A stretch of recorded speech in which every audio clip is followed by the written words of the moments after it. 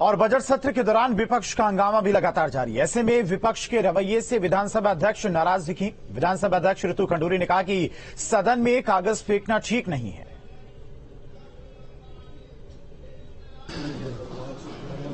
Budget सत्र का दूसरा दिन था और कांग्रेस का लगातार हंगामा हुआ, उनको निलंबन भी किया। हमारे साथ विधानसभा अध्यक्ष ऋतु खंडूरी जी मौजूद है। मैम, आज एक ऐसा घटना गर्म करी जिसको आपने देखते हुए विपक्ष के विधायकों को निलंबन किया, वजह क्या थी और हुआ क्या? देखिए, आप सबने देखा कि कोई मेरा एक जो मैं निर्णय पढ़ रही थी पीठ से, उससे जो विपक्ष के नेता और जो उनके विधायक थे वो सहमत नहीं थे। वो उनका अधिकार है, उसमें मुझे कुछ भी नहीं कहना है। लेकिन अपनी प्रोटेस्ट का जो उन्होंने तरीका अपनाया वो बहुत निंदनीय और दुखद है। गरिमापूर्ण जगह है हमारा सदन। उस सदन में जहां जिसे मैं बहुत पवित्र सदन मानती हूं, वहां पीठ की ओर किताबें फेंकी गई, कागज के गोले फेंके गए, अपशब्द फेंके गए, टेबल तोड़ी गई, माइक तोड़ा गया। तो इस तरह का व्यवहार अगर युवा नेता उत्तराखंड का करेगा तो ये क्या दिखाना चाहते हैं उत्तराखंड के युवाओं को? तो आज का जो व्यवहार रहा बहुत ही निंदनीय रहा। मैम, विपक्ष के लोगों से आपकी बातचीत हुई, संसदीय कार्य मंत्री ने भी बातचीत करी है। अब किस तरीके से सदन को चलाने की बात? एक दिन का सस्पेंशन था और मैं आशा करती हूँ कि कल सब पहुंचेंगे। गैरसैंण से वीडियो जर्नलिस्ट सोनी कुमार के साथ किशोर रावत, न्यूज स्टेट उत्तराखंड। और तमाम सारी जानकारियों के साथ में संवाददाता किशोर रावत हमारे साथ जुड़ गए। किशोर, आज सरकार की तरफ से बजट पेश किया जाना है, सबकी नजरें इस बजट पर होंगी क्योंकि सरकार रिपीट हुई है, लोकसभा के चुनाव भी नजदीक, और ऐसे में जो मैनिफेस्टो में बीजेपी की तरफ से वादे किए गए थे उन वादों को पूरा भी करना है।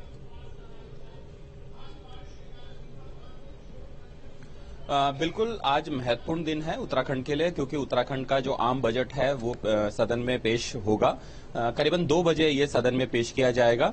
सबसे महत्वपूर्ण बात यह है कि इस आम बजट से हर वर्ग के लिए, चाहे वो किसान वर्ग है, युवा वर्ग है, महिलाएं हैं या फिर अन्य जो व्यापारी वर्ग है या फिर अन्य जो लोग हैं, उनको बहुत उम्मीद है कि उनके लिए कुछ ना कुछ इस जो बजट आएगा वित्त मंत्री प्रेमचंद अग्रवाल के पिटारे में कुछ ना कुछ उनके लिए राहत होगी, चाहे वो खाने पीने की हो या फिर वैट की घटने की या फिर जो टैक्सेस घटने की। तो ऐसे में सभी को उम्मीद है।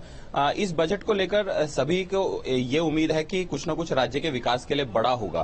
तो इससे पहले जो 2 दिन पहले हुए उसमें कांग्रेस का बड़ा हंगामा रहा, तो संभवतः आज में जब बजट महत्वपूर्ण है तो 11 बजे सदन की कार्रवाई शुरू होगी, तो उससे पहले देखना होगा कि कांग्रेस का रुख क्या है, क्योंकि पिछले 2 दिनों में, और अगर हम मंगलवार की बात करें तो मंगलवार में कांग्रेस के सभी विधायकों का 1 दिन के लिए निलंबन कर दिया था।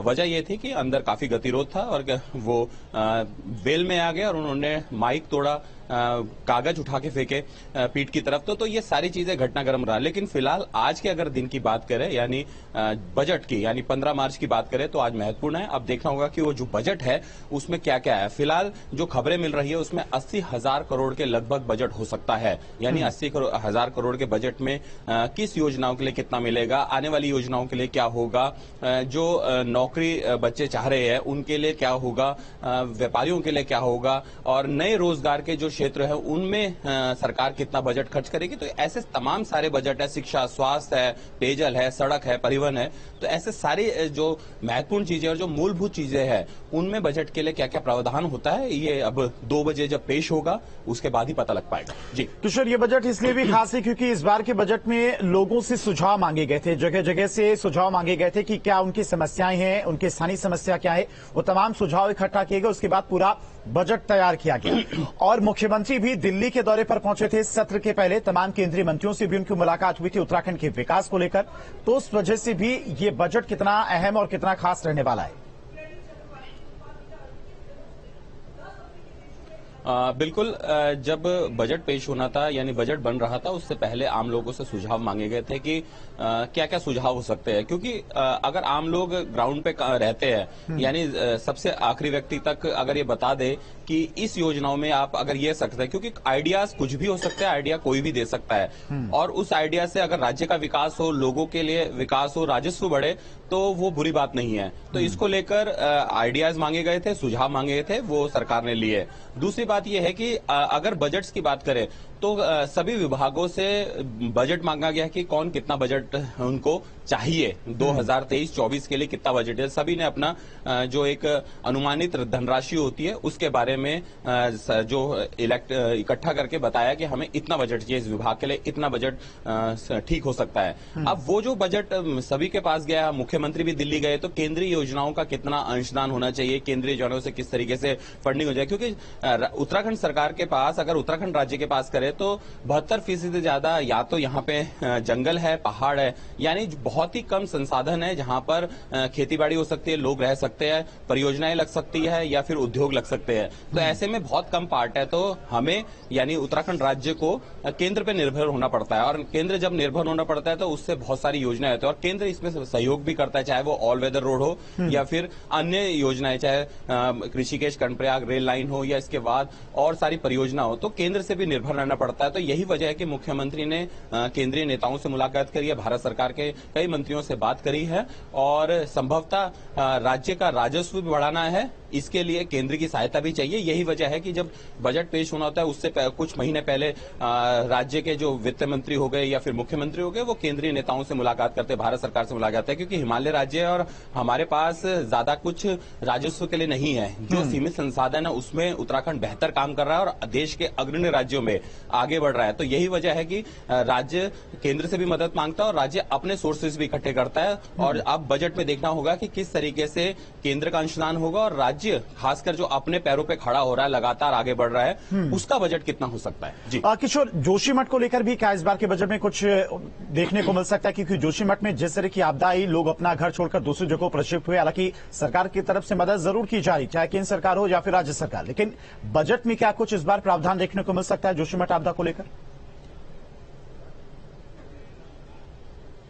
बिल्कुल, जोशीमठ आपदा हो या फिर अन्य जगहों की उत्तराखंड में, तो खासकर जो फोकस है, क्योंकि अब आगे क्या होगा, क्योंकि किस तरीके से उत्तराखंड के जो पहाड़ी क्षेत्र है, पहाड़ी कस्बे है, शहर है, उनमें किस तरीके से घर बनाने हैं, धारण क्षमता क्या होनी चाहिए, इसके लिए मुख्यमंत्री पहले ही बता चुके हैं। राज्य ने कैबिनेट में पास किया था और 1000 करोड़ का बजट का प्रावधान किया था। इस बजट में जाहिर सी बात है सिर्फ जोशीमठ नहीं, आपदा प्रबंधन विभाग को इस बार बजट कितना बढ़ाया जाता है, क्योंकि आपदा प्रबंधन विभाग ही एक ऐसा विभाग है जो जोशीमठ आपदा या केदारनाथ आपदा या फिर अन्य जो आपदाएं आती है उनके लिए बजट का प्रावधान करता है और लोगों को फाइनेंस की जो दिक्कतें होती है, जिस तरह से जोशीमठ का ही हमारे सामने उदाहरण है कि लोगों के घर टूट गया, अब उनके घर बनाने हैं, उनको रोजगार भी देना है, तो वो सारा जो बजट का प्रावधान होता है वो आपदा प्रबंधन विभाग में होता है। सरकार उस मद में कितना पैसा रखती है और संभवतः उत्तराखंड के अगर पिछले 2010 से अगर हम पूरा टैली करें तो ऐसी कई आपदाएं हैं जिसने उत्तराखंड को बैकफुट पे लाया, लेकिन फिर उत्तराखंड दोबारा खड़ा हुआ है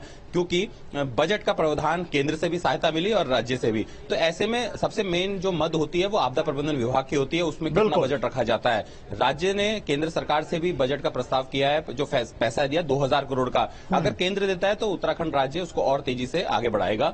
और अब क्योंकि 2 बजे है, 2 बजे में क्या किस विभाग में कितना बजट मिलता है, किस विभाग को कितना योजनाओं को बजट मिलता है, ये तो 2 बजे जब सदन में बजट रखा जाएगा उसके बाद ही सामने तस्वीर साफ हो पाएगी। ठीक है किशोर, बहुत बहुत शुक्रिया आपका तमाम सारी जानकारी के लिए। तो इस बार के बजट में हर